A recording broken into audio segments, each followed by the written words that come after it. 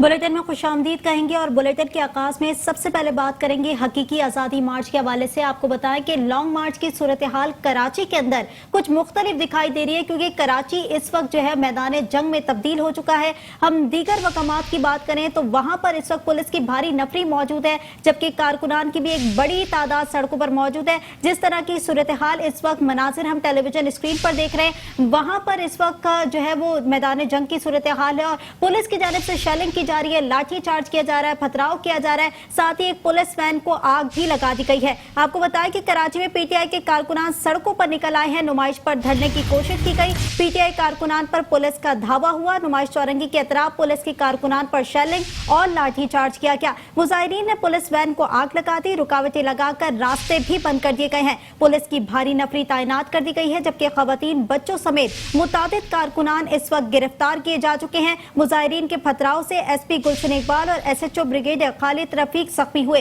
Rangers की भारी नफरी इस वक्त शारह कायदीन पर तलब कर ली गई है, जबकि सूरत हाल को अभी तक कंट्रोल नहीं किया जा रहा। जो सूरत हाल अभी देखी जा रही है वो मैदान जंग की सूरत हाल है। वहां पर कारकुनान भी मौजूद है, वहां पर पुलिस की भारी नफरी भी मौजूद है, लेकिन एक दूसरे के साथ जो है वो हंगामा आराई की सूरत हाल तब्दील हो चुकी है। एक दूसरे के साथ जो है वो सिचुएशन बिल्कुल तब्दील होती हुई दिखाई दे रही है कि कोई भी जो है वो रुकने को तैयार नहीं है, चाहे वो कारकुन हो चाहे वो पुलिस हो। पुलिस की भारी नफरी की जानिब से जो है वो शेलिंग की जा रही है, लाठी चार्ज किया जा रहा है, जबकि कारकुनान की जानिब से भी पथराव किया गया। एक पुलिस एहलकार भी जख्मी हो चुका है, जबकि मुतादिद कारकुनान इस वक्त जख्मी है और उन्हें जो है बख्तरबंद गाड़ियों में ले जाकर जो है गिरफ्तार किया जा चुका है और यहाँ से जो है मुंतकिल किया जा चुका है। सूबा सिंध की अगर हम बात करें तो वहां पर दफा 144 नाफिज की गई थी और उसके निफाज और उसकी खिलाफ वर्जी के पेश नजर कई जो है कारकुनान पर मुकदमात भी आयद किए हैं। और इस तमाम तनाजुर के पेश नजर हम देख रहे हैं कि इस वक्त कराची की जो सूरत हाल है वो बहुत ज्यादा गंभीर दिखाई दे रही है।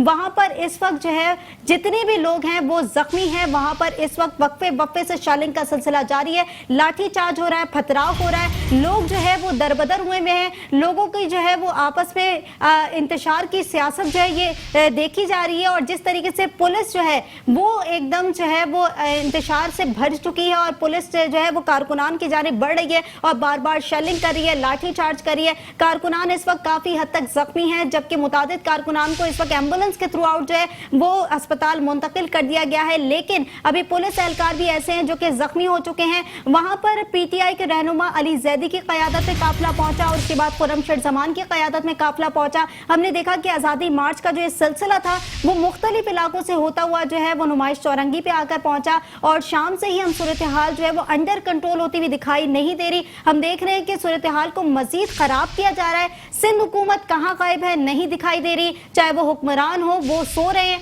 क्योंकि इस तरह की जो कराची की अब सूरत हाल है वो दिन ब दिन जो है हम देख रहे हैं कि टाइम गुजर रहा है और वक्त गुजरने के साथ साथ जो है वो खराब होती हुई दिखाई दे रही है। और जैसा कि कंट्रोल करने की बात है तो पुलिस की जानिब से मामलात को कंट्रोल नहीं किया जा रहा, बल्कि मामलात को मजीद कशीदा करने की कोशिश की जा रही है।